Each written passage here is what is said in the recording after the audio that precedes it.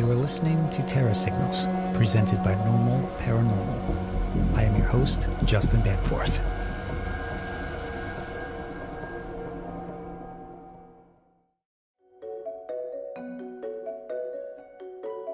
Well, you know what a coincidence is, but what about when those coincidences take on a deeper, more profound meaning?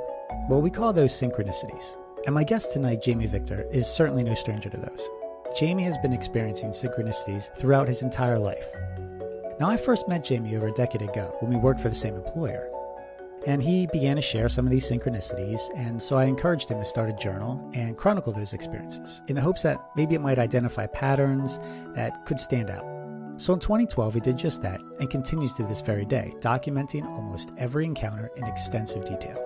And since then, he has had some unbelievable synchronicities to the point where I think it has developed into a penchant for premonitions and maybe even acute remote viewing skills.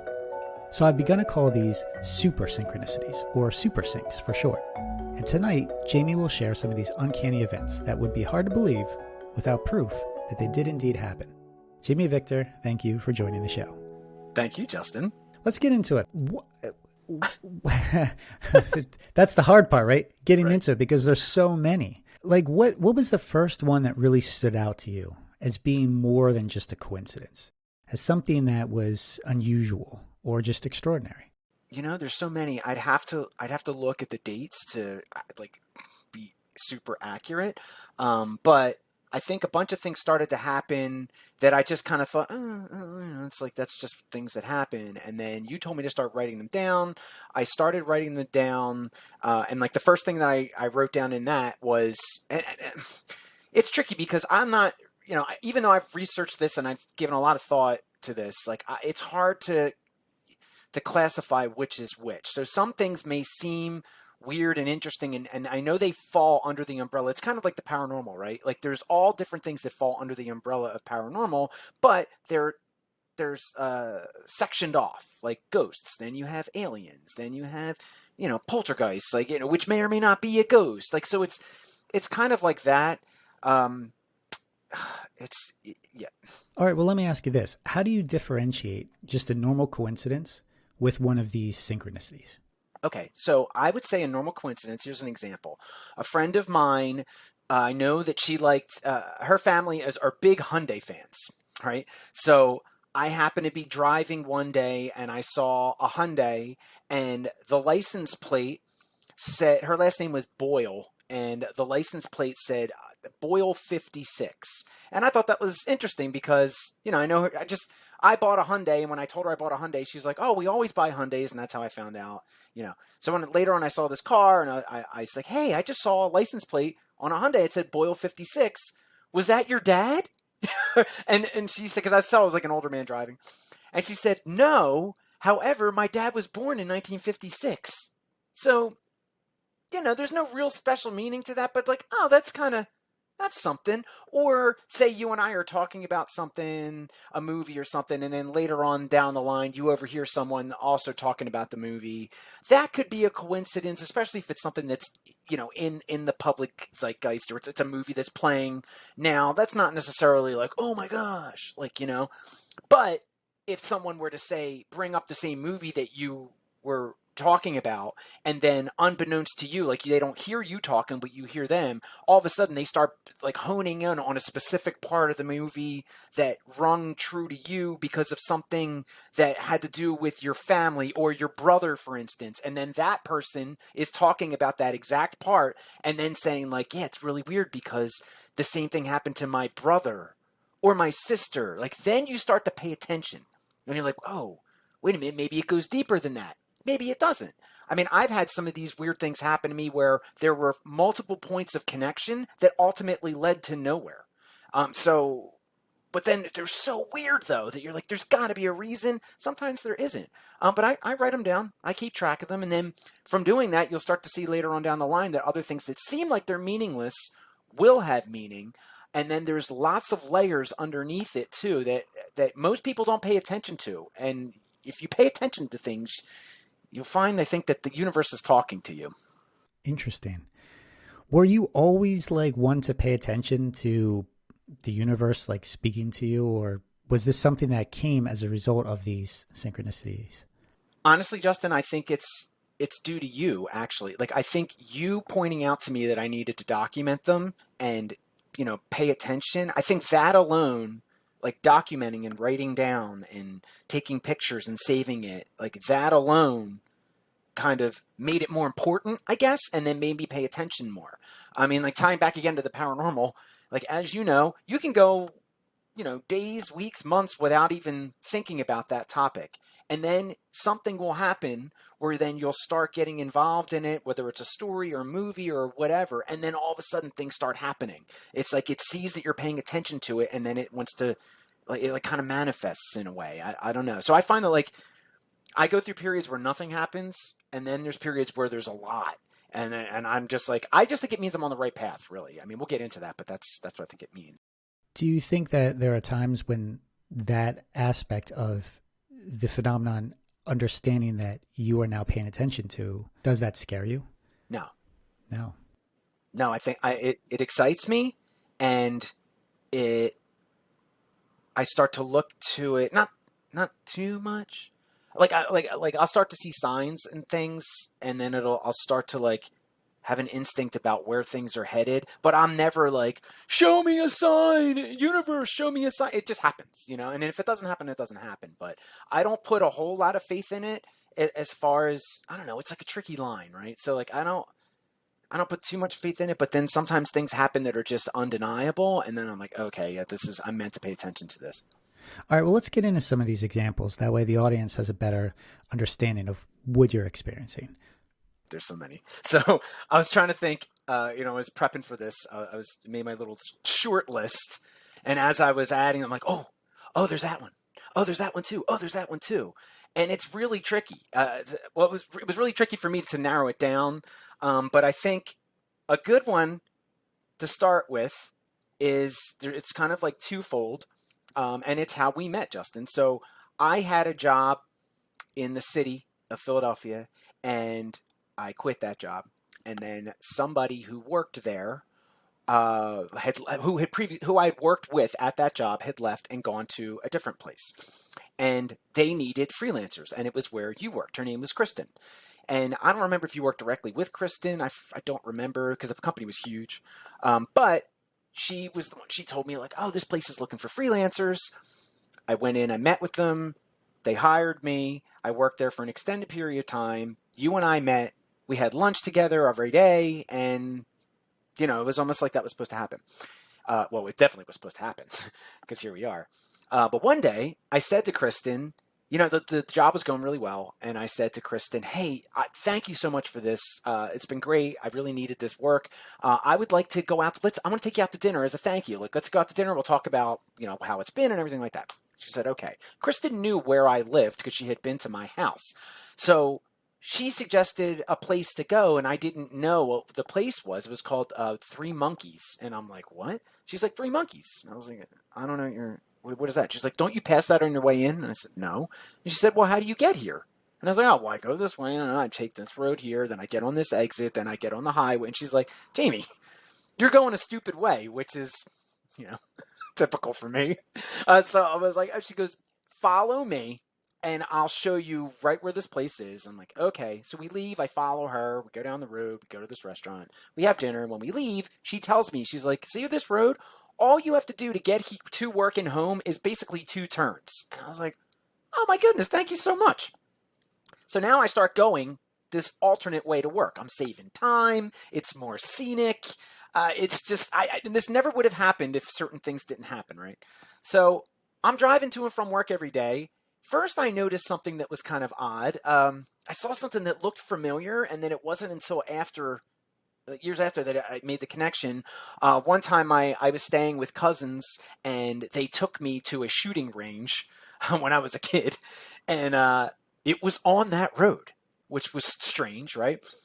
Then the job that I had prior to this job that we're talking about now, one of their clients was a real estate development firm, and they bought and developed an area of land on that road, and I worked on the graphics for that. So that was just also like kind of strange. There's a lot of ties to this road, Justin, which is really weird.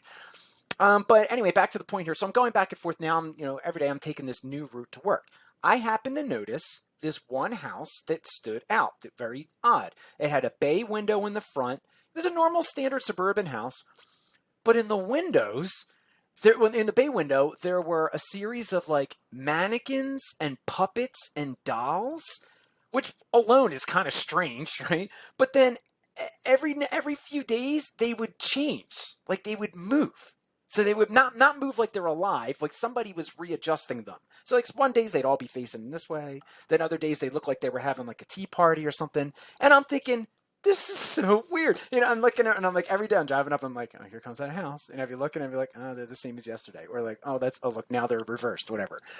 And at the time I'm thinking, this is something my dad would do. Now, I hadn't seen my dad in years. My parents got married in the 70s. They had me. They got divorced. They got remarried. They had my brother, whose name is Justin. And then they got divorced again. And then once that happened, I only periodically saw my dad. He would just come into my life and then disappear. So I didn't know where he was at this point. He could have been in Australia. He could have been dead. I had no idea. But it's just, something that reminded me of my dad. And I thought, oh, that's kind of strange. Going back and forth. One day, I had to come in at a different time than I normally did.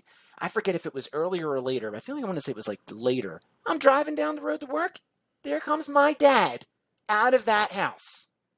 What? So I'm like, oh my God. So that's my dad. I pull over, I turn around, I get out, I talk to him for a minute. I'm like, Dad? Like, what? And he's like, yeah, no. I talked to him for a minute. Basically, then like I left my phone number for my dad, and then he never called me. And then I tried to get in touch with him again, and like he was gone. And the guy who owned the house said, "Oh, your dad's gone," which is what always happened. And then maybe like a year or two later, my dad called me, and normally I don't answer numbers that I don't recognize, but for some reason I answered it, and it was my dad. I talked to him once, called him back again, like 2 days later, got him on the phone. The third time I tried to talk to him, I would get the standard like, "Do do do. We're sorry. This number's no longer in service," and that's what would happen. And then my dad would disappear into the ether for years at a time. So like that was really weird. If like none of that would have happened. It's also very strange because that's where I met you, and now here we are talking about it, right? Another one that's also very strange that happened a couple years ago. So that also ties into my dad. It was Christmas time. I was decorating my house, and I remembered that when I was a kid, we had this like light up snowman. And I was watching Pee Wee Herman's Christmas special, which my dad and I used to watch Pee Wee when I was little. And I'm watching Pee Wee's, his setup, and it's his playhouse is all decorated for Christmas. And it's also kind of weird because my house is kind of like a Pee Wee's playhouse, so I could see the influence on me. And I'm looking and I see in the background of Pee Wee's, set, there's a light up snowman, and it's one of those like, people put it outside, and it was pretty like a ubiquitous one. Like you'd see it and you're like, oh, that's that snowman, like a recognizable design. We had one of those when I was a kid that my dad took out of the trash, and it didn't look like that. So I'm thinking, oh, that's weird. And then what had happened was my dad trash picked this snowman that was broken with the intention of fixing it. He didn't. But we just put it out with our Christmas lights every year. When my parents got divorced, my mom threw it away because it reminded her of my father. That was the end of that, right? So that's gone to antiquity, right? So I'm sitting there watching this, and I go, oh, you know what? I want to do that. I want to get one of those snowmen. I wonder if I can find one. I go on Craigslist, and I search on my phone, vintage snowman. The snowman pops up. It's literally the snowman that I had when I was a kid. It is the snowman. Like, I knew from the picture, I'm like, no way. And it was in Turnersville, New Jersey, which is where I grew up. So I'm like, and it had been posted it said 5 hours ago. What? So I'm like, oh my God. So I message them. I'm like, I need this snowman. So I'm coming tomorrow to get it. And they said, oh, well, leave us it's $5, but we won't be home. So there'll be a coffee can outside. You can pick up the snowman and put the $5 in the coffee can. So I'm emailing them back and forth trying to explain to them about this, like how amazing this is. And I go there, and sure enough, there's the snowman, and here he is right here. Right? It's like, oh, I'm like, oh my, this is the snowman I had when I was, this is it. Like, I was looking for something similar. And how do I know that it's the snowman? Because one, it had a hole in his head, which this one has. And this snowman, I don't know how much you could see, but this snowman had a sign that said North Pole, and the signpost was broken. And that's why it was thrown away years and years ago, because the signpost was broken and he had the hole in his head.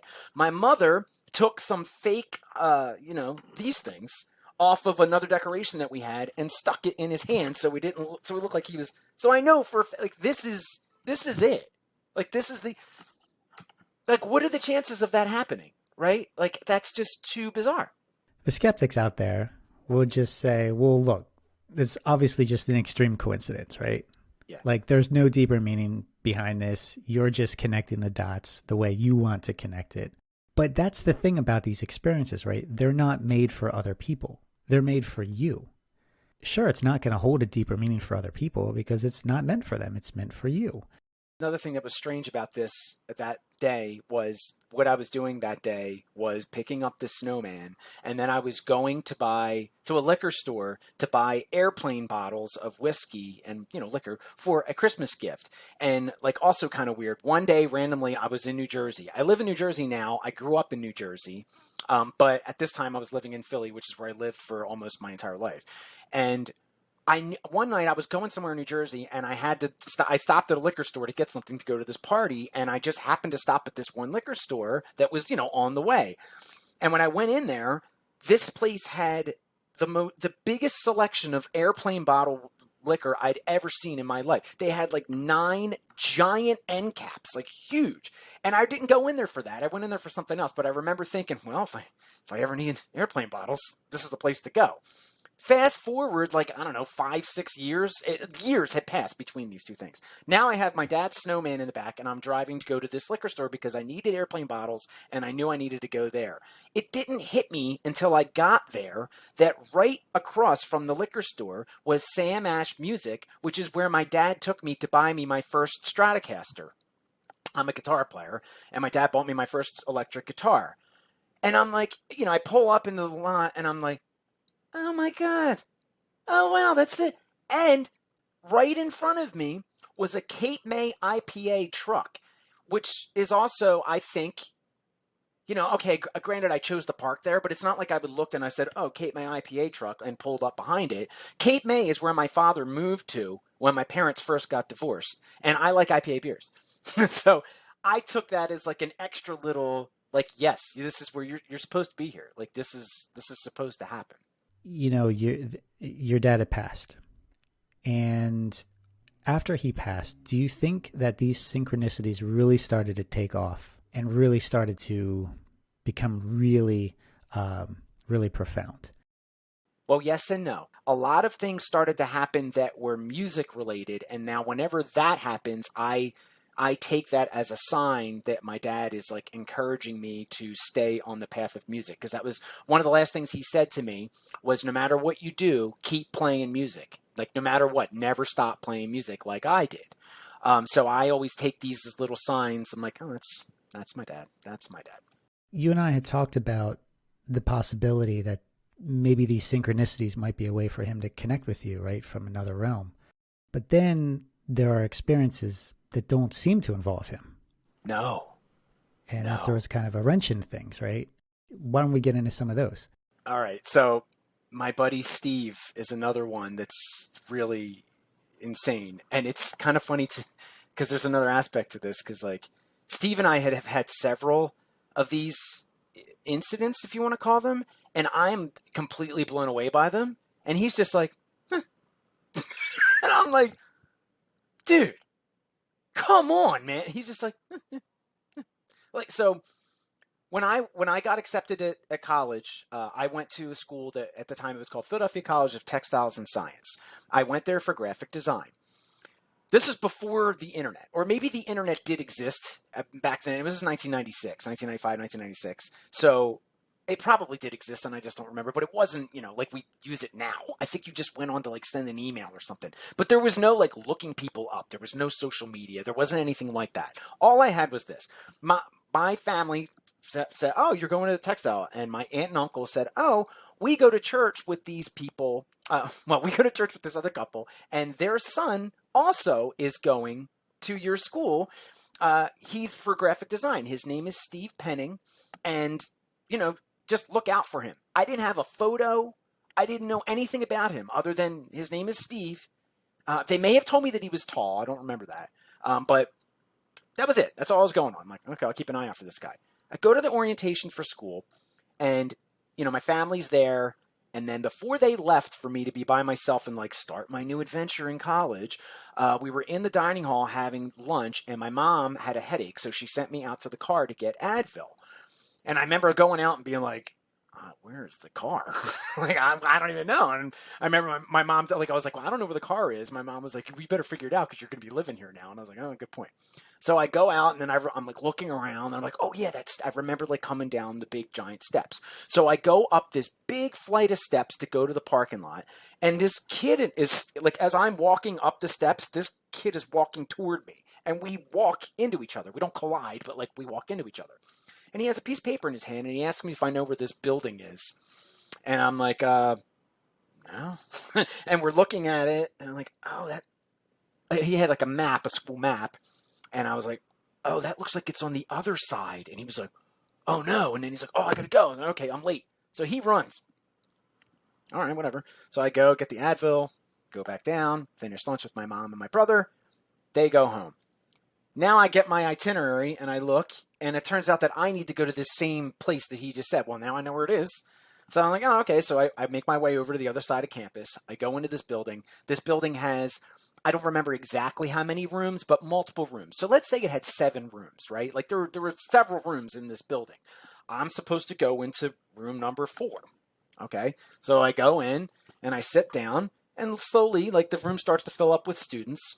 And then I want to say a teacher, but I don't think it was a teacher, but it was someone who was a teacher figure comes in and says, hello, everyone. Welcome to Textile. We're going to go around the room, and everyone's going to say their name and their major and where they are from. So she starts going around the room, and I look, and I go, oh, there's that guy. There's that guy I ran into. And it gets to him. It's him. So first of all, we met before we were supposed to meet. So that's kind of interesting, right? I'll never forget that for the rest of my life. And it was also kind of comical because where we were sitting in the room, he was all the way in the back on this side, and I'm all the way on this side. So I'm looking at him, and he doesn't know who I am, but he says his name, and I'm like, oh, that's the dude. And then I had to wait for it to go, hi, I'm Kate Smith from Philadelphia. Oh, I'm Bobby Jones. Every person waiting. And then it finally comes to me, and I just look at him. I'm like, I'm Jamie Victor from Washington Township, and I'm here for graphic design. Look at him, and he's like, so then, afterward we meet up, I'm like, oh, that's kind of weird. Why? It is so weird. Then we get our room assignments, our dorm room assignments. There's multiple buildings on campus with dorms, right? He's right across from me. So see how there's this door behind me? That's what it was. My dorm room was right here. His dorm room was right there. Now, we were both graphic design majors. Maybe that's why that happened. And a lot of times you can kind of, when these things happen, you can kind of be like, well, it's because you're both graphic design. That's why you were both put in the same. And there are just when people try to when people try to debunk UFO sightings and stuff, there are things that you can point out. But there's too many things that are even stranger. That was just the beginning. And then we hung out through college, and we became, good friends. Then he gets a freelance job somewhere. I think I was still, we were either still in college or we had just graduated. It was close to the end. He had a freelance job at this place. Oh yeah, that was also weird too. So he had a freelance job at this place. They needed another freelance designer. He recommends me. I don't know where it is. He just told me about it, whatever. He gives me the address, and it's right across the street from where I grew up in South Philadelphia. What was also strange about that was I grew up in South Philadelphia and South Jersey at the same time. Basically, my family was here and my extended family was here. So I was constantly bouncing back and forth. When my grandparents had a butcher shop at 9th and Christian in South Philadelphia, and in the Italian market, and across the street was a children's school. And every day at lunch, the little kids would come out and they would play, and there's that sound of kids playing on a playground. What was also very strange was Steve and I at that year, 1990. No, I'm sorry, must have been 2000. An album had come out by a band called Tortoise.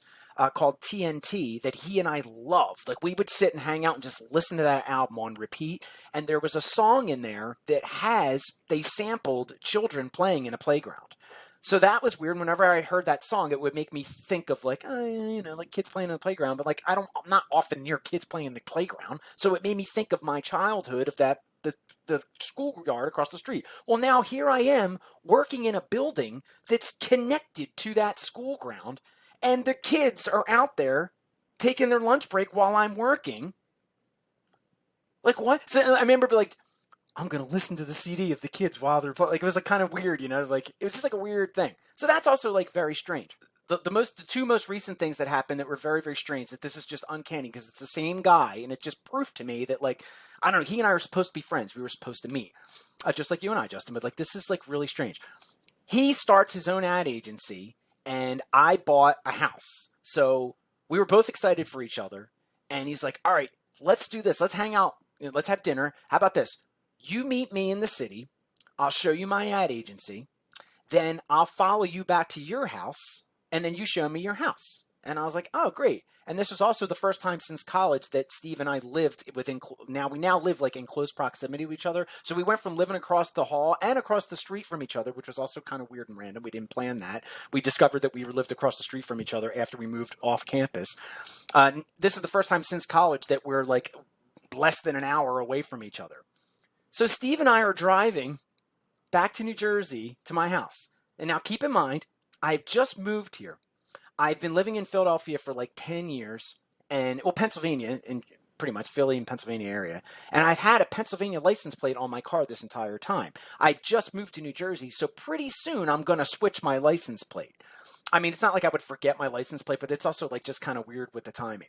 So Steve and I are driving back to my house, and even though he's following me, he gets in front of me, which is a little weird, right? I mean, you're following me, but I mean, in this day and age, we have GPSs, and if you get separated, it's on your phone, you can find where you need to go.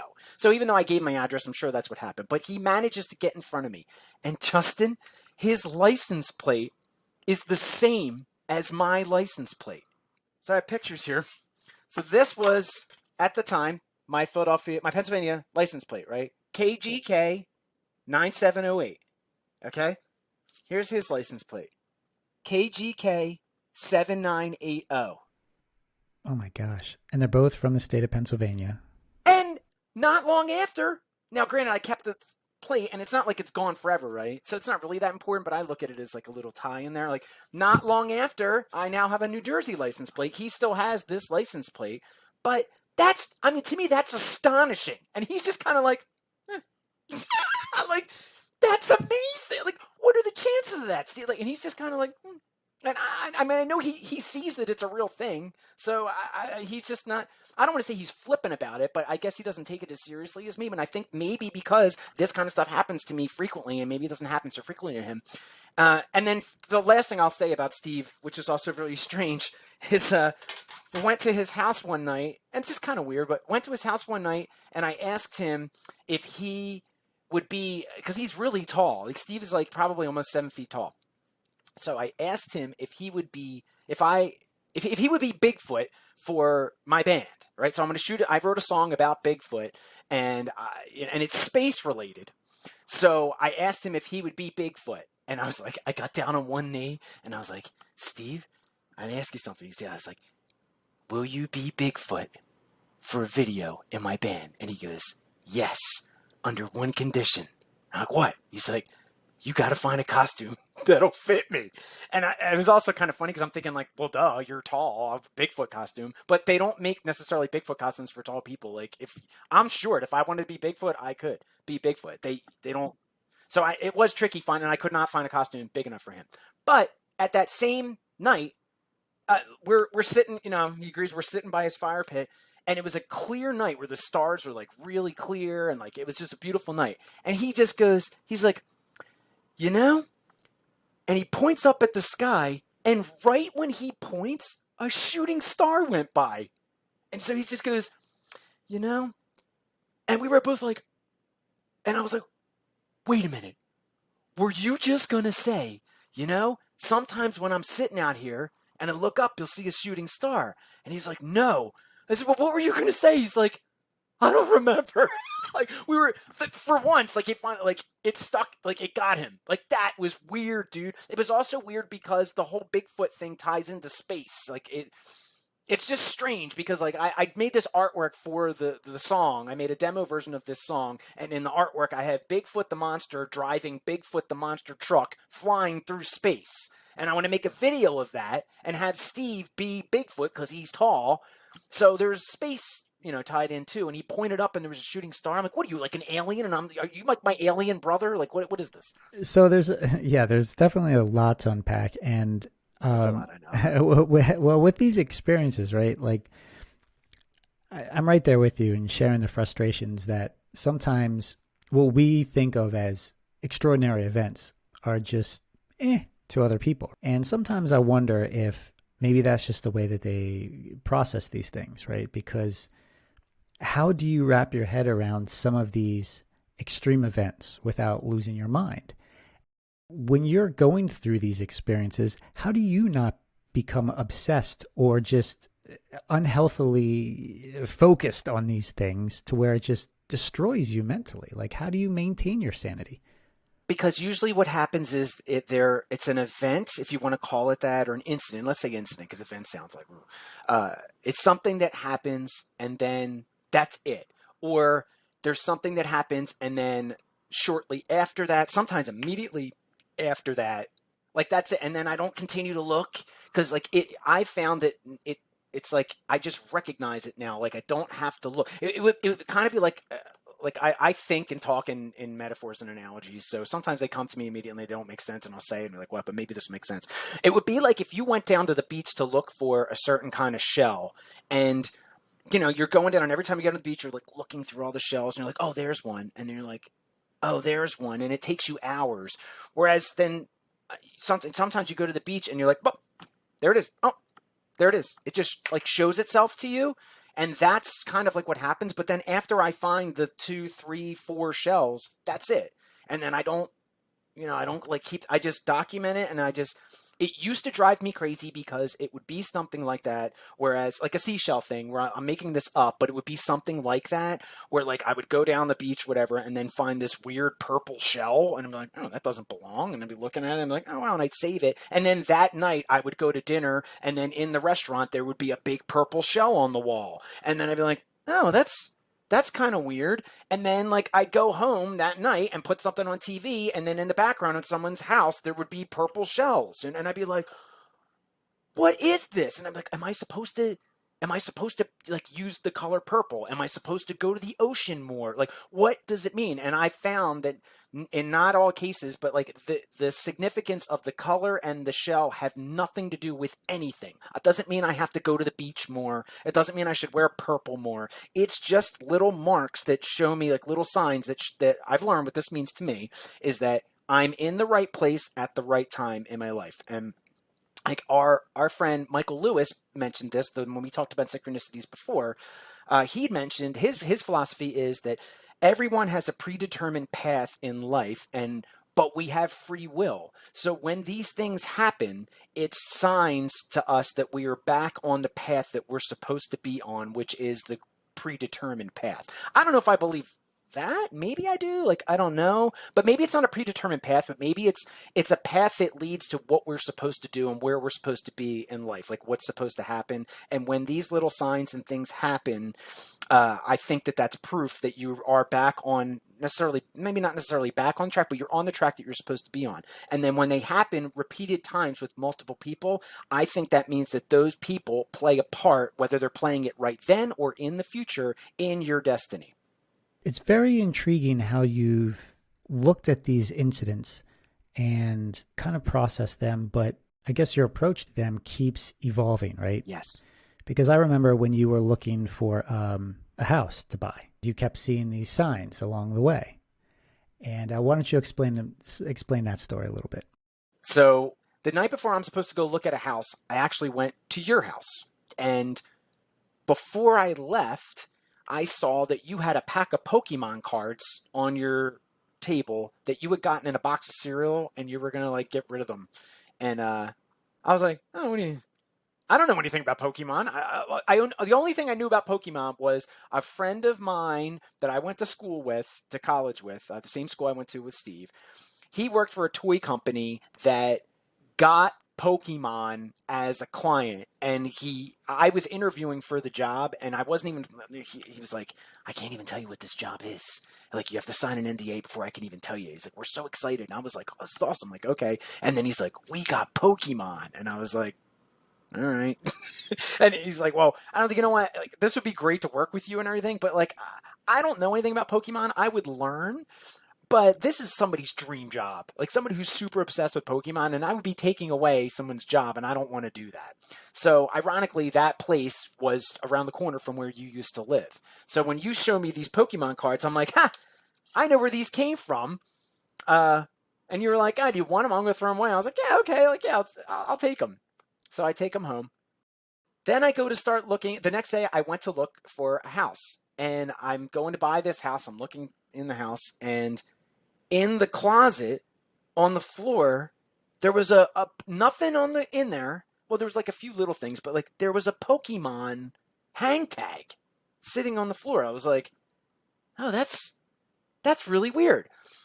There was also an Everlast hang tag in a different closet, which was very strange. And I might be getting the houses confused at this point because I think they were two different houses. But like, to me, that was like a sign, right? So the one house that I almost bought, I went in, and so let's see, 2008, I was a designer for, I rebranded, I'm not all by myself. I worked with a team of people in an ad agency, but we rebranded Everlast, the boxing company. And I redrew their logo, and I designed a bunch of stuff for them, including hang tags.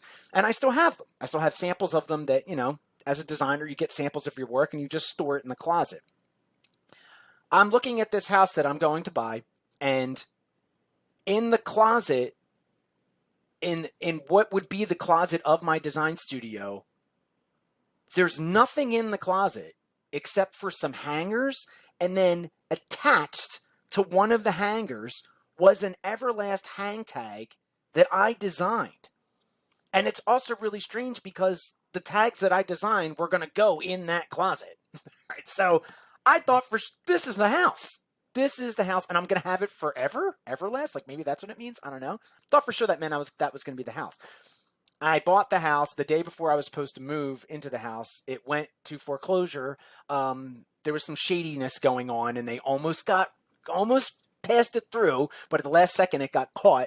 And people told me, like, that should have been caught a long time ago. But then I found out that it was because that the realtor was doing some shady stuff or whatever. But meanwhile, I'm all packed up to move. All my stuff, I'm moving tomorrow, and I find this out. No, you're not moving. You're not getting that house. I'm like, but that's the Everlast house. Like, what do you mean? And I think that was the house also that had the Pokemon hang tag. I think I might be getting confused. I have this all documented just right now. I'm not remembering it correctly. But that just meant to be like, all right, well, I guess that house wasn't meant to be. I looked at another house before this house. I go into the basement of the house. There's an Everlast box that I designed that I'd never seen in real life before. Now, maybe that's just me. I don't go to sports stores. Like, maybe if I had gone to Modell's, I would have seen it, but I didn't. And I'm like, oh my God, this is too weird.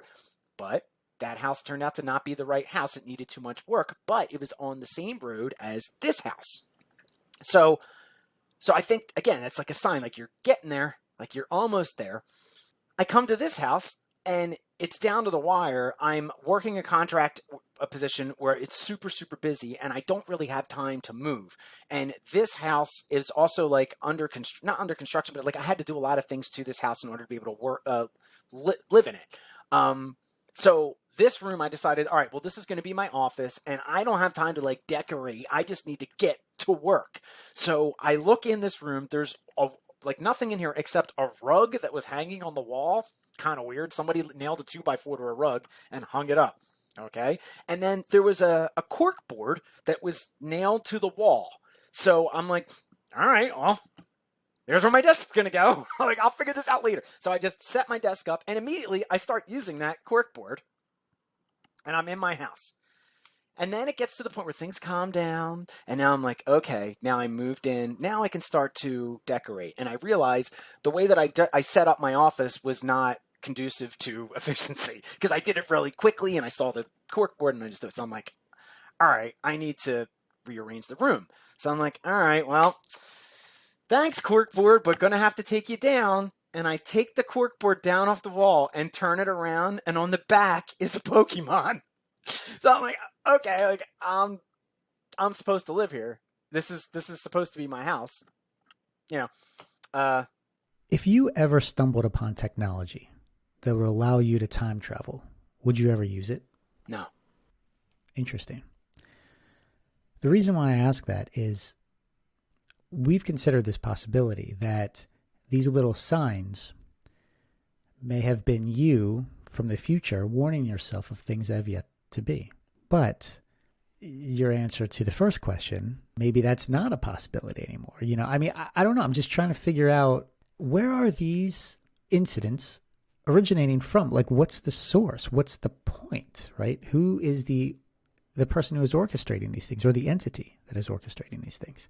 And now I know. Well, at least I get closer. Now, do I want to travel back in time and go to the future? Absolutely. But my luck, well, not to say my luck, I don't want to say it like that. I would be afraid that I would do something that would mess up, although I've read that that's not possible, that like you can time travel and not mess things up. Although I don't see how you couldn't, like if everything happens and then, so I don't, who knows. But no, I would be afraid to, or I feel like, all right, I'll go, but I'm staying in the bus. Like, I don't want to get out. I'd be afraid. I'd be like too tempted to. But anyway, what's happening now is things are happening, and then like tertiary things are happening that are lining up to the moment. So I think it's just signs. They're saying like, just keep doing what you're doing. Like, you're in the right place, doing the right thing. Just keep doing it. These forces at play, Yeah. if we want to call them that, are not necessarily friendly. That there Right. could be this trickster aspect. One could look at all the signs that were leading you to buy that one house, and then it fell apart at the last minute. That's kind of like a trickster aspect, because I remember that day, you were so certain that that was the house. Absolutely. And then it wasn't. Wasn't there like another house even before that you thought all the signs were pointing to that house? That was the one, and yet it wasn't. Yeah. Sometimes I wonder if these things are truly helpful or if they're messing with you. I do think they're helpful. Because where I'm at now, you don't necessarily see it then, and you're disappointed. And anything that's helpful with life too, because sometimes you think things are a sure thing and you get your heart set on them, and then it doesn't happen, and you're like, oh no, it's the end of the world. That was supposed to happen. And and it does. It feels like the end of the world. But now I know. Well, now, like when those things happen to me, like, oh man, I just think back onto these times. I'm like, well, what about that house that was the house? Now I'm in this house, which is perfect. It actually worked out for exactly what I wanted to live here for, even though I want to move. Like, it worked out for I don't know if the right things would have lined up in those other houses where I'm able to do what I do here, which is I play music. I have two bands, and we both practice here, and we're loud. Like, we're not rude, but we're rock bands, and we're loud. And my neighbors do not complain. They never said anything to me. If anything, they compliment. Oh, I like the new tune.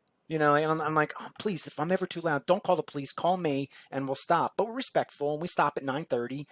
But would that have happened in the other places? I don't know. Would I've gotten as lucky as I've gotten? Because that's not something that you're able to usually get away with. It's practicing loud, So, right. Well, let me ask you this. Yeah.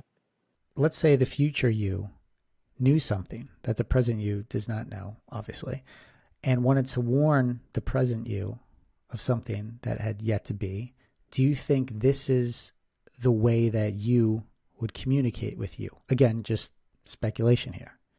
I mean, yeah, like our talks about this make total sense. And yes, and it wasn't until recently that what I understood as a sign that I was doing the right thing, which I still think I did, when I look back in retrospect, there were signs that I think may have been telling me that I was doing the wrong thing, but it's not the same as like if you're going to walk into some building or something and you're like, this doesn't feel right. Or you get like an instinct that tells you, like your gut instinct that says, don't do this. Or maybe you shouldn't get in the car tonight. You know what I mean? Not like that. At the time when all these things were happening, they were amazing, but they had a negative connotation. And now that things have transpired, and I look back, I'm like, oh, wow. Maybe those were signs that, but I didn't interpret them as bad.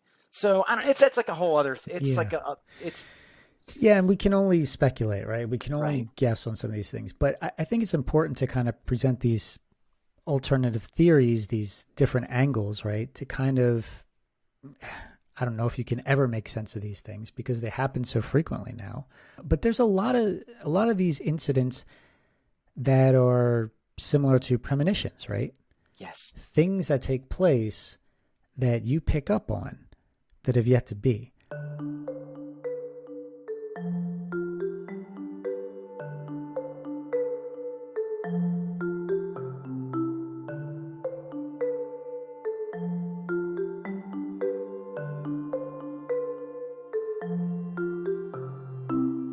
And one of those that's really standing out that I think is very profound is the what you call the scolding girls.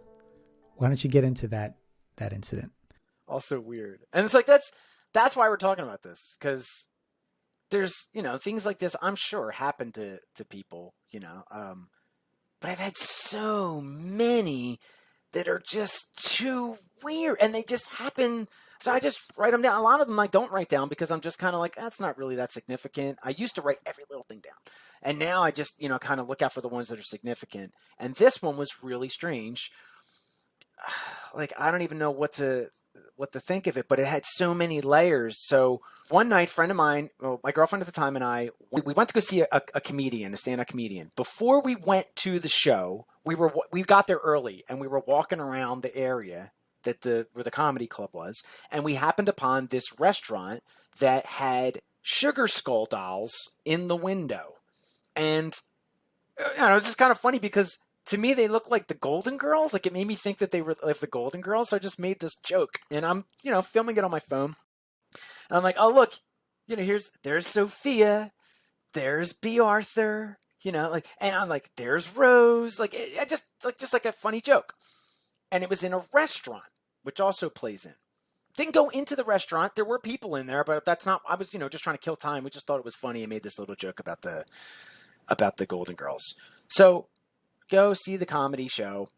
It's great. And at the end, go home, drop her off, and I go home. It's late, and I'm going to go to bed, but I didn't feel like going to sleep, and there was a cartoon on Netflix that I was watching, and I don't really watch cartoons like that. I don't know if that really matters, but like kind of, because I don't normally watch shows like this.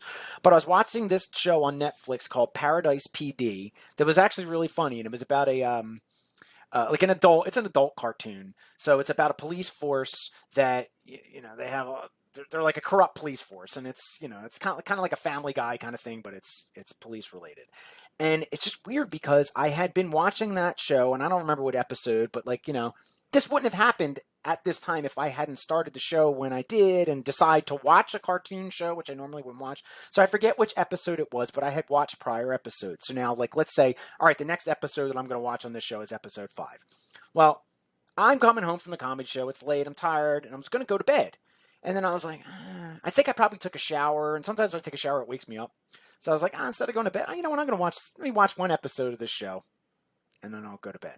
I put the show on, and sure enough, in the show, the premise of the episode was that one of the police force cops came into all this money, and so he bought a food truck with the money, and he was trying to make money like that. And there's a talking dog that's part, it's the drug dog in the show, and he talks. And he's telling me, he's like, wait a minute. He goes, what are you doing with all the money? Why you? I thought you were gonna, or he was spending extra money. He bought the food truck, but then he was spending extra money. And he's like, oh, what are you doing with the money? I thought you were going to reinvest it into the business. And he's like, I have been reinvesting into the business. I bought Rue McClanahan's. Oh, he goes, how is buying Rue McClanahan's skull, but reinvesting it into the business? And then it shows him holding one of the Golden Girls' skulls. So that alone, I was like, whoa, that's weird. What a random reference. And it's a skull. Then later in the episode, the guy who's running the fruit truck, and he now has this real nice office, and it's filled with like all these things. And he has a glass case of all of the Golden Girls skulls, except for Betty White, because she hadn't passed away yet, which was really strange because maybe an hour, 2 hours, no, I guess maybe like 2, 3 hours prior, I had seen that. Skulls that I, interpreted as the Golden Girls behind a glass thing, like in this guy's office, it's a glass case. Like that was strange. It was also kind of strange because all of them were there except for Betty White because she was still alive at that time. And when I was looking at them and making the joke, there were 5 Golden Girls, and one of them I wasn't sure. I was like, is that Rose? Oh no, that's Rose. Like, oh, I'm not sure. And I'm like, oh, that one doesn't belong. Like making a joke. And it turned out that that was the one that stood out, which was like kind of strange. So I'm just like, what the? Like, that is too strange. So then I'm showing my friends this, and when I took a picture of this restaurant, the restaurant also had a sign on the, like a marquee, and some of it was in Spanish and some of it was in English, and it was one of these things that now I look back and I think they did intentionally design it, but it was one of those things that looks like designed by accident, because there's sometimes, like as a designer, I design things. Sometimes people don't know what they're doing and they throw things together, and it looks like they designed it even though they didn't, and it's kind of like a happy accident, and it looked like that to me. Like they just used random letters and stuff, but it actually made like a cool design. And it's all in English, and then there's a line in Spanish that I didn't know what that meant. I just took the picture because I liked the sign. I'm showing you, Tina, and Christina, and I'm showing them this, and Christina goes, "Whoa, that's really weird." I'm like, "What?" She goes, "That line in Spanish on the sign says this will change your life, not this food will change your life, just this will change your life." And she's like, that's really weird for that to be on a restaurant sign because it doesn't say food. And I'm just like, oh my God, is that what that means? And then Tina's like, wait a minute. I know where that place is. I work right there and I get my nails done at the place right next door. So it's like the skulls and the Golden Girl things. Yeah, I call it the Scolding Girls. Like that alone was really insane. But the fact that also I made that video specifically to show you, Tina, and Christina, and it resonated with Tina and Christina at the like. That's weird.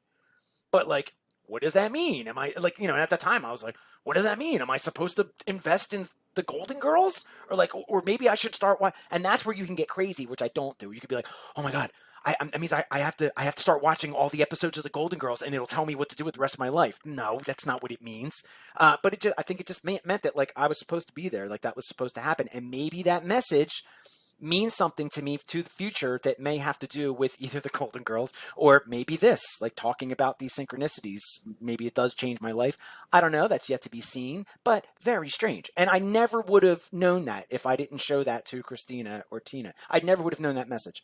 And you and I have talked about the aspect of maybe this is a sort of inadvertent remote viewing skill that you're exhibiting.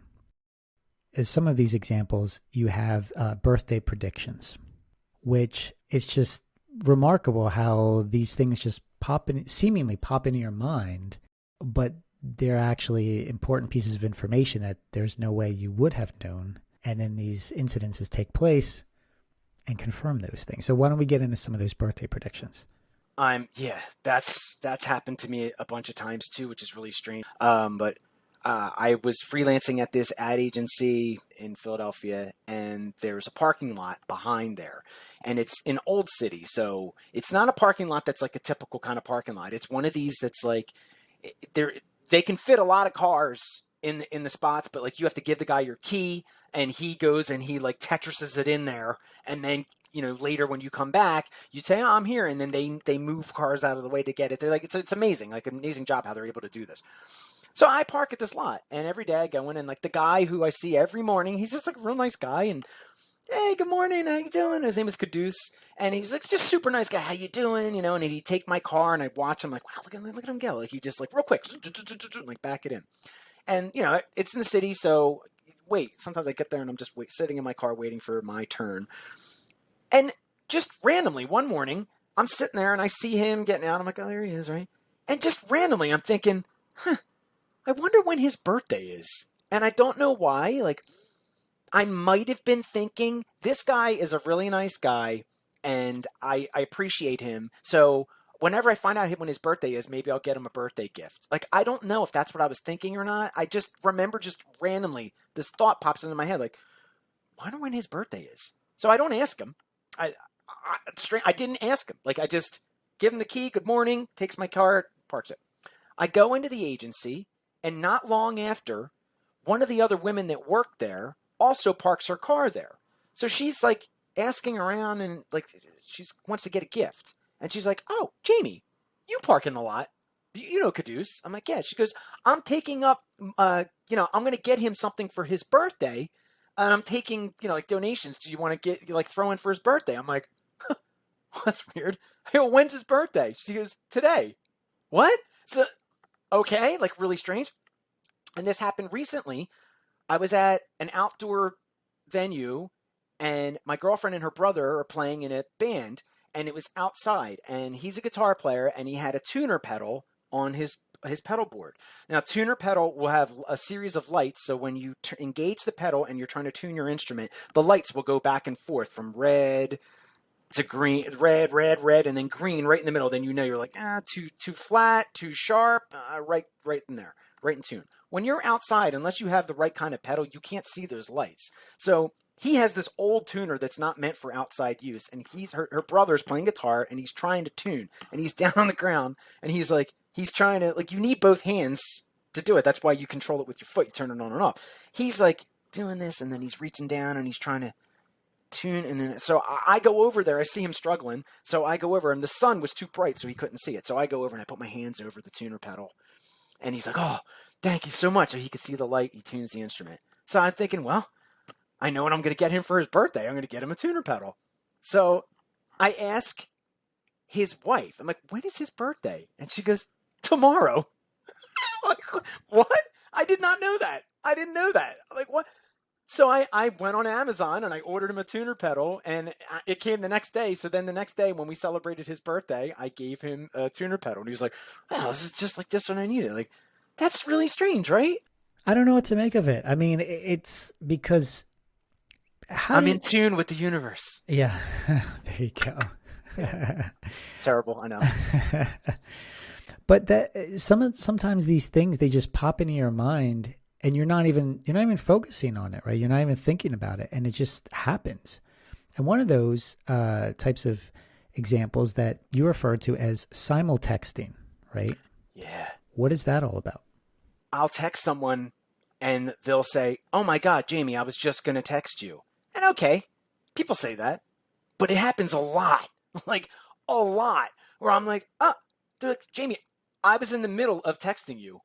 And I'm like, whoa, like that's strange. Okay. So when it happens now, I take a screen grab of the text when they say it, and then I would throw it into the folders on my computer, and I put the date and like what happened, whatever. Sometimes there's other little things that tie in with that. Might be a birthday or something like that, but it's usually like it's a strange. Happens with email. Our friend Rosalind, she mentioned that she was selling, or she was getting rid of a bunch of old cassette tapes, and I'm like, oh, I'll take them. And she's like, okay. So she said, well, when you get a chance, send me your address and I'll mail it to you. And I'm like, okay, or something like that. I have to look back, but I email her. And she gets an email and she's like, that's so weird that you email me this right now. I'm packaging up the tape right now. I was emailed her about the tape. She's like, I'm packaging this up right now for you. Like, whoa. Like the Prince thing where you were in your car on a long ride. Oh, yeah. And, or you were in away and an interview had come on with Dave Grohl and you normally wouldn't listen to it, but it was interesting. So you kept it on, and then it got to the end where he was talking about Prince and you wanted to tell me about that, and then you hadn't told me yet. I didn't know that it happened. And the night before I texted you, my cousins came over and we were playing a game, and the card that I think it was Cards Against Humanity, and like the card that I was dealt had to deal with Prince, and like it's going through, and then it's like, all right, and then like Cards Against Humanity, you come to your turn and you read like all the cards what they say, and as I'm reading my card with Prince on it, Prince comes on, and I'm like, oh, that's weird because we had music playing in the background, and I just had like a random thing. We weren't listening to Prince. It was just like like Spotify radio, and it just came up to Prince. I tell you this, and you're like, I was just gonna tell you that. I was just gonna tell you about the Dave Grohl podcast that I normally wouldn't listen to, where he mentioned Prince, and here you are telling me about Prince. This is why I consider these other angles to this, right? These, dare I say, multiverses, right? Or these parallel realities. Could it be that maybe there are multiple versions of Jamie that exist out there, and somehow, some way, they're overlapping or communicating with one another? I don't know. Again, speculation. How do you prove this? Who knows? But I guess another question is, have people ever told you that they saw your doppelganger? No. I know that's happened to you, but maybe once or twice, but not anything. I mean, I've gotten like, my friend Steve looks just like you. Like, and then can I take a picture of you? I want to show my friend Steve. I'm like, all right, like, but nothing like, oh, that's weird, Jamie. I was just talking to you yesterday. You just called me yesterday and we talked about this. I'm like, no, I didn't. Like, I've never had anything like that. Are there factors that you think might encourage these events to occur more frequently? Well, I guess one way you could look at it is if I get a bunch of these signs that I interpret as I'm supposed to be focused on or doing what I'm supposed to be doing, like what I'm working on. Say it's like writing a song or something like that, or music related. And then as I continue to do it, I will, that does happen where I will continue to get little signs that are kind of like patting me on the back in a way, like, yep, keep going, like keep going. So I guess that's one way that kind of happens. Didn't you say at one point that you noted that a lot of these experiences take place when you're near water, or Yes. water plays a part in this? Mm-hmm. Yeah, which is funny because a lot of them happen when I'm doing the dishes, which is in the kitchen sink. So they're like synchronicities, like SINK. Oh, for goodness And this, sakes. yeah, Justin, this is weird too. Actually, like this happened with the name Veronica, which was like very strange. One day I was washing dishes and my brother was talking to some girl named Veronica, and I'm washing dishes and he had texted me, and he says something about, yeah, I'm talking to this girl Veronica and it's going really well, whatever. And I was like, oh, you should send her the song Veronica.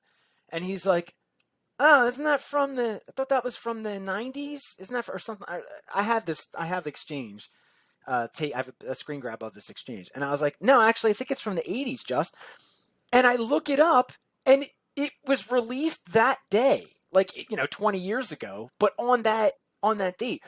Also strange with the name Veronica, the little side tangent that doesn't have to do with the sink, but I'll get back to the water thing. In the same spot in my kitchen, my friend Jason and I were both talking about a story. We were both talking about a girl that we didn't know what her name was, and I was just as a joke gonna say Veronica, and he and I went to both. We were like just like kidding around, like, and then what if this happens, and then like what if that, right? And then you go up to her and she says this, and like that kind of thing. Like we were kind of like spitballing, and we both went to talk at the same time, and so he's like, yeah, like, and I was like, oh, and I went to say the same, and I stopped and I let him. I'm like, oh, sorry, like, and he goes, oh, hey, what's up, Veronica? And I was like, did I just say what? He's like, what? I'm like, that was the name I was going to say too. Like, we didn't know what her name was, but we both thought the name Veronica. And it's just weird because I also had that Veronica thing right there, like same vicinity. Like my sink is here. Had a lot of weird things happen in that vicinity of my kitchen. I don't know what's going on there. Like, it's also weird because my house it like dips down, in the level dips down right there, and there's some weird things that have happened in that location of my house like this, which is kind of strange. But I do think that water has something to do with it, and I'm wondering if it's because that our body, I mean, it sounds kind of silly, but our bodies are made mostly of water. And like, you know how you say it, people say like, oh, I get the best ideas when I'm taking a shower. Well, part of it's probably because you're not thinking about anything else. It's a meditative state. You're relaxed. You're super relaxed because you're getting washed and the water feels good. And, you know, you'll tend to zone out in those instances. And I think maybe that's why you get your best ideas. I think part of it is that. And I think part of it might have to do with the water because I've gotten these weird things, whether in the shower or in the sink, where things like that have happened out of the blue. One night I was taking a shower and I started to think about this band that I'm a huge fan of. And so a friend of mine had told me about this band, and she's like, "Oh man, they're awesome. They're called Rain Wolf," which is also kind of weird because like since then the wolf as an animal has played a part in my life several times, which is like strange. But it also like since I was a baby, I was always afraid of wolves and stuff. So like it's just kind of strange. But yeah, so I was thinking about like so one time like they came into Philly to play before. Now they're like a huge band, and it's funny because a lot of people are like who, but like they've opened for Black Sabbath, for the Who. They've been on HBO. Like they're a big band, but that's the world we live in now, where people be like, oh, I've never heard of that band, and then but you go to see them, and the show is sold out because so many people have heard of them. And this is an instance of that band. So before they became huge, they were touring a lot, and they came to Philly, and I went to see them. And I hit it off with the bass player of the band. His name is David. And like, we just became friends. Like, you know, and I think I found him on Facebook and we started messaging on Facebook, and like, I don't use social media anymore. So he was like trying to get in touch with me and I wasn't answering because I wasn't on there. I didn't know this, right? So now I'm taking a shower one night and I'm thinking, oh, you know, it'd be awesome. It'd be awesome to like have a show with them. What if I opened for Rain Wolf? Now, I don't know why that happened, like why that thought came into my head, but I thought like, oh, you know what? I'm a designer, right? So I'm like, well, be cool. I should know what I should do. I should design a poster and have all my favorite bands, you know, Rain Wolf with the OCs and Ty Segall, and then my band Fossils from the Future like opens the show. And I just had that random thought, and then I got out of the shower and I went to bed. The next day, I'm at work, and my friend Nikki texts me, and she's like, hey, do you remember our friend David from Rain Wolf? I'm like, yeah. She's like, oh, he's been trying to get in touch with you, and he can't, you know, you haven't answered him. I'm like, what? What do you mean? I didn't, what? She's like, he's only been trying to get in touch with you, like, through Facebook. She goes, can I give him your phone number? He's working on a movie. He lives in LA. He's coming to Philly to work on a movie, and it's going to be like weird hours, and he knows that you keep weird hours because I'm a musician. So he's like, he wants to know if you want to hang out with him. What? I'm like, absolutely. So she gives me his number and I'm talking to him. I'm like, are you kidding me with this? So he's like, yeah, he's like, I'm going to be in town. I'm working on a movie. He's like, but like, we get done like 1:00 in the morning, and like, I'm in Philly for a few days. And like, I want to do stuff, but I don't know anybody here. He's like, I figured you'll be up. I'm like, oh, I'll be up. Yeah, I'll be up. So he's like, well, yeah, we'll hang out. He's like, but like, we should jam. And I was like, yeah, we absolutely should jam. So I tell my buddy Jace, and I'm like, dude, we're going to set this up one of these nights, because Jace also stays up late.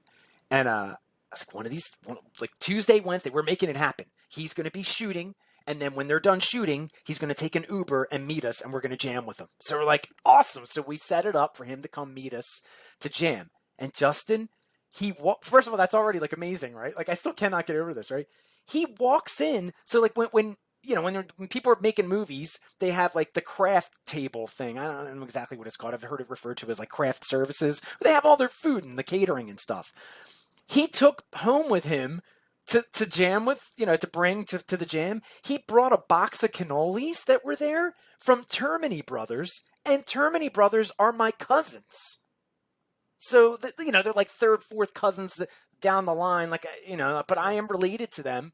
And of all the things, I mean, he could have brought in a pizza. He could have brought in nothing, but he brought in a box of cannolis that's my family. Like, that's really weird, right? Again, these experiences are tailored for you. Yeah. You know, that if anything, that's what I've learned about these stories that you've shared with me over the years. I don't want to forget about this, but I guess kind of related. When you went out to California one time, you had an experience with an individual.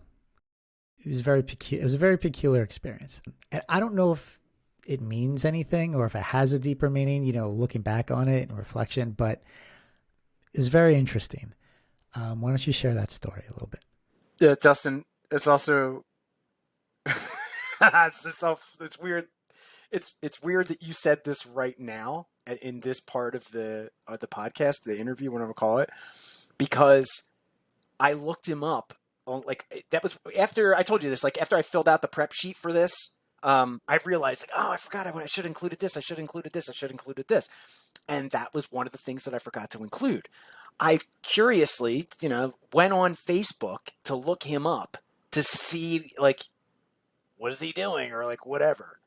And Justin, and I found a picture of him that's the picture was taken on my dad's birthday, which Oh my plays a gosh. part in this, right?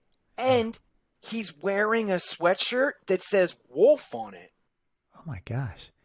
And we were just talking about Wolf like right now, right? Uh This is how this is how it happens. this is how it happens. Yeah, I don't know how else to express that to the audience listening today. This is how it happens. This is a perfect example of Jamie's life. But let's get into that story, since obviously there's a reason why. Yeah, so a perfect segue. And like what's strange about it is like the little clues and things are things that happened in the past that are then become relevant at that time, right? Like everything I was just telling you about the wolf and the rain wolf and all of that, like that wouldn't have been significant if I looked at that picture when I met the guy, right? Because that was a long time ago before I even knew who Rain Wolf was. And also this man reminded me of my father, and that's why I trusted him. And to see that that picture was taken on my dad's birthday, that's to me that's it's one thing. Like, oh, all right, well that's kind of weird, but this happens so often to me that now I know that that's not just an insignificant coincidence. Like Yeah. there's a reason that, and it's tied to music. So it's supposed to be Well, doing music. if it helps for what it's worth, the Yeah. thought to talk about this wasn't something that I had on my notes. It was something that just popped into mind as you were talking about the Rain Wolf incident. Oh, Justin. So Yeah. again, See, like I have yeah. a little note here to Oh, on this your is little sticky note that you're showing me, yeah. yeah. It's a note to remind me to remind me to bring this up to you today. All right, well let's get into it because I think I this is really profound. If you still remember it. Oh, I remember it. Yeah, yeah, Okay. yeah. I was going through a divorce, and my buddy of mine named Ian had moved out to San Francisco years prior, and he kept trying to get me to go out there to visit him. You should come out here. You should come out here. And I was like, I'm busy with the band right now. Like my ex-wife and I were in a band, and we were really busy, constantly playing. Like we were on a trajectory that just kept going up until it went down. And once that happened, like my whole life fell apart. And I was getting divorced, and everything, and I was telling, I told my friend, and he's like, "Now's the time for you to come out here. Come out here, clear your head, and you will love it here. You got to come out here." So I'm like, "Now's the time." And you had never been to California prior to that. Never been to California. No, I've never been there. He lives in San Francisco, so I fly out there to go visit and stay with him for a week. And he told me, he's like, "Listen, right now is a really good time because I don't have work right now. But if I get the opportunity to work, I'm going to have to work." And I was like, "Yeah, I get it. Like, that's how my life is. I get it." And he's like, so I'm like, okay, so I go out there and visit him. Some strange things happened on that trip that I will never forget. Very strange. Like, I've had a recurring dream. It hasn't happened since then, but I had a recurring dream since I was a child of being in a car in the passenger seat behind the front passenger seat in a car in a line of other cars back like this. And Like in a nothing, reclined position. yeah, like, and the seat wasn't in a reclined position. The car was. And there's all these other cars, and it's like we're going up a hill. And I had that dream a bunch of times where nothing happened. I just happened to be in this car, like, all right, so whatever, right? Insignificant dream that just, but the significance being that it repeated multiple times. I can't tell you how many times over the years, but I did have that dream multiple times, right? I'm in California, and this isn't even the story we're supposed to tell, but this is also weird. So I'm in California with my friends Ian and Ryan, and they're showing me around San Francisco.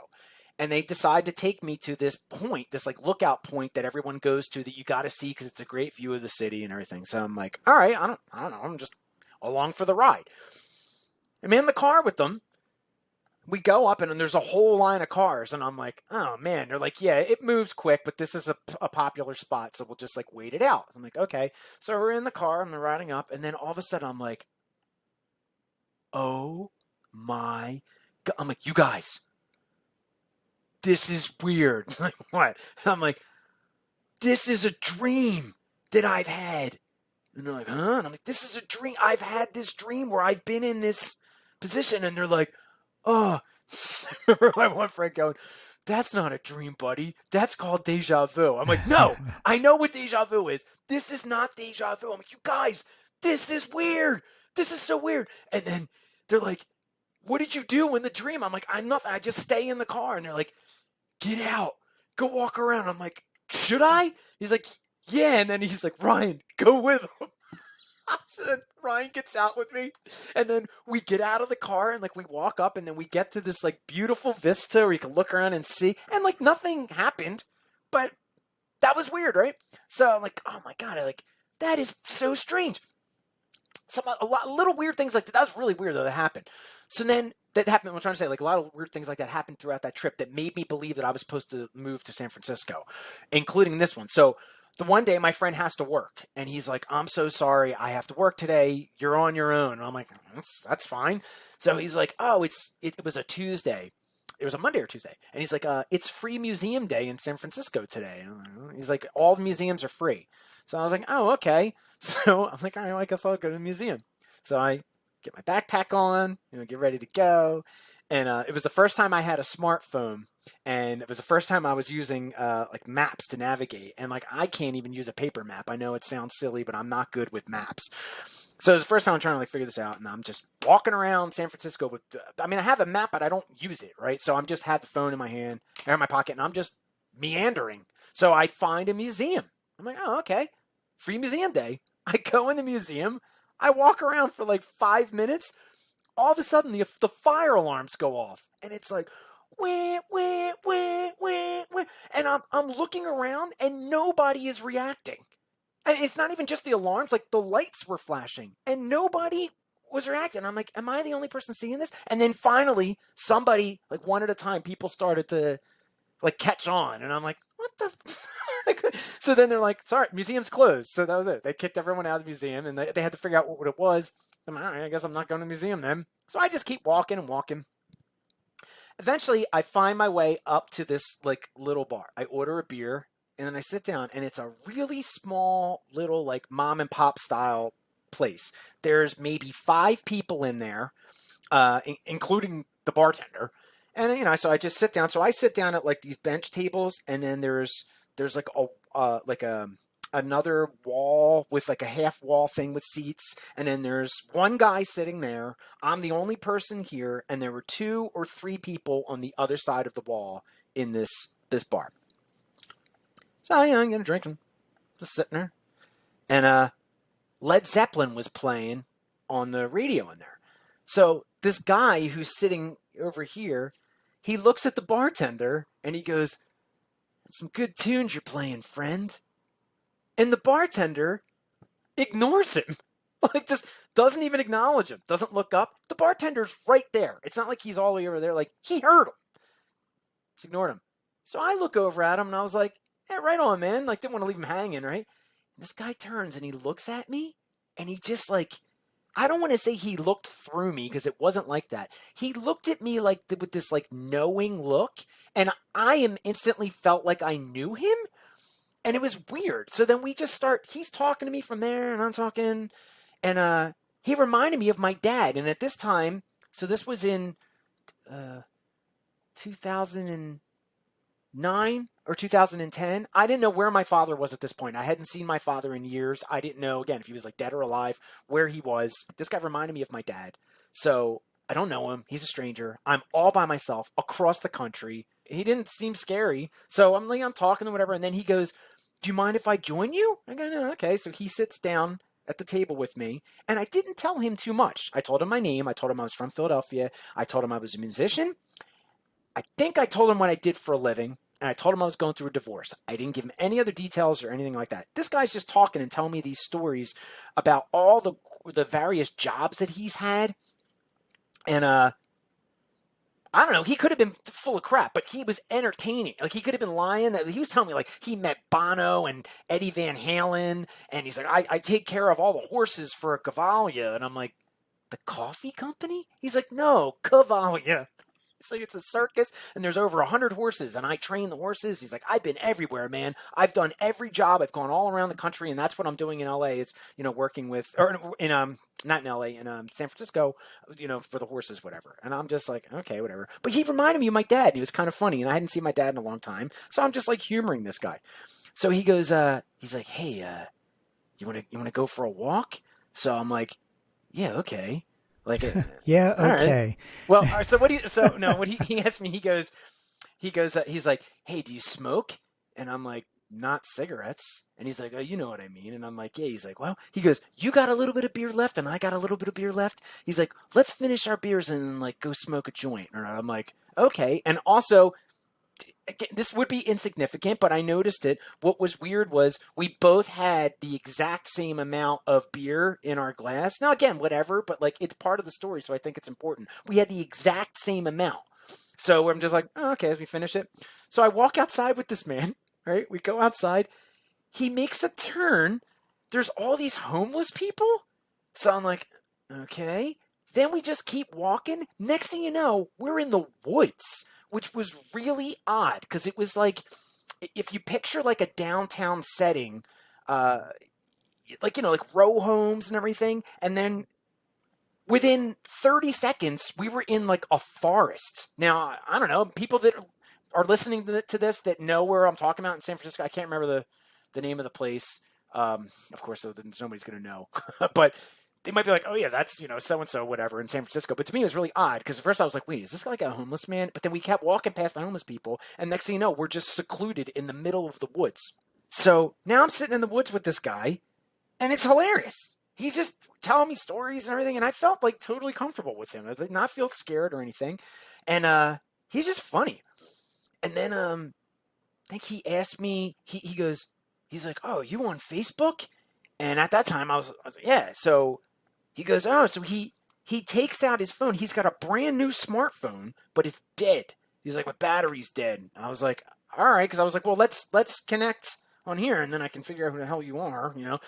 And he's like, oh, my battery's dead, but it was brand new. So I'm like, okay. So I look him up. He tells me his name. I type his name in, and I see him. I'm like, is this you? There's no picture. I'm like, is this you? And he's like, yeah, that's me. I'm like, all right. So I go, send a friend request, and then that's it. I put the phone away. So now I'm sitting next to this guy, and we're in the middle of the woods, and then we're smoke a joint. He hands me some weed, and he's just like, here. I'm like, oh, I guess all right. So I'm like, rolling up. Like, we're sitting there, and then we're telling jokes, he's telling jokes, whatever. And I'm like, I just liked him. I'm like, this guy's like cool. And then at one point, he looks at me and he goes, you're pretty fly for a white guy. And that's something that my dad would say, like that my dad did say. So I'm like, guy's like, he's kind of like my dad, right? And then he's like, now we're like sitting next to each other. Right? So then he's like feeling a little bit more comfortable. And then he's like getting a little bit closer to me. Now, at this point, I didn't feel uncomfortable or anything, but I'm thinking in my head, like, all right, I think it's time to move on from here. So I think that, and I'm thinking like, all right, how am I going to get out? Like, what do I say? And as I'm thinking it, he just stands up and he's like, all right, well, it's time for me to go. And I'm like, oh, good. So he goes, I'm going that way. And I'm like, I'm going that way. I don't know where I am, but I'm not going to go the same way he's going, right? Because I'm feeling like this is probably the time that I should leave. Like, all right. So we stand up, and he goes, he says something like, it's time for us to part ways. I think that was the first thing he said. And I go, okay, I'm going this way. I'm going that way. So then he gives me a hug, and then he steps back, and he goes, I said, it's nice to meet you. And he goes, I'll see you in LA. I'm like, okay. And then he turns around and he starts walking away, and I start walking away, and I'm thinking, I take 3 steps, and I'm thinking like, how weird. I turn back around, he's gone. There was no way, unless he like sprinted or was hiding behind a tree or was a magician. There's no way that he disappeared. Like he was right there, and I'm not kidding you. I took 1, 2, 3, and turned around, and he was gone. So that was strange. And then I go have the rest of my trip, whatever. I come back, and then I'm telling you at lunch one day, and then you were the one that noticed. You were like, that guy, do you think he may have been like a ghost or an angel? And I'm like, well, I mean, maybe he, because that was the one thing I'm leaving out. I didn't tell him very many details about myself, but what he did tell me, he gave me like these very poignant pieces of advice about how to get through my divorce. And it was stuff that I needed to hear right then at that time that really helped me. And it was awesome. It was almost like he was sent to me for that purpose, right? So I look at when I get home and I'm telling you, and you're like, yeah, because you told, and I'm not lying. Like, I have no reason to make this up. So you told me, you're like, didn't you say when you were in the bar? I'm like, oh, that's right. He addressed the bartender, not specifically like, hey, bartender, but he said, nice tunes you're playing, friend. And the bartender was maybe 9 feet away, and the bartender didn't even look up. He's like, maybe you were the only one that saw him. I'm like, and it was also weird because I'm thinking, that's weird. Like he and I, when we were talking, we were both laughing. And I remember looking around and the other people in the bar looking at us like, Like and then you're laughing to yourself. maybe I was laughing at myself, right? But it turned, so I never saw that man again, right? It turns out he is a real person. I haven't talked to him since then. But then after that, he started reaching out to me on Facebook, but through other people's Facebooks, like not from his own. He was sending me messages from people. And back then, you could get messages from people that you weren't friends with on Facebook. And I'm getting messages from like Joe Jackson. I'm like, who's this guy? And he's like, it's Richard from San Francisco.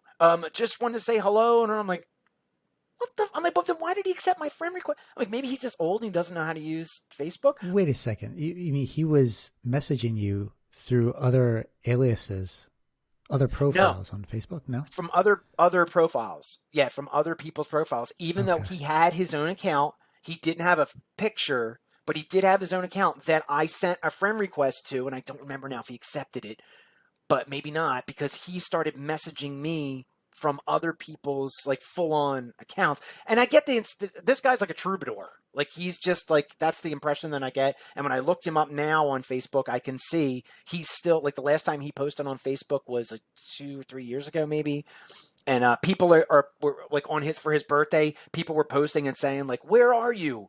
How have you, what's going on? You know, and the people do that to me too. When I went off Facebook, people do the same thing to me. I'm like, you're asking me where am I on Facebook that I'm not on? Like, if you really care about me as a person, you'll call me.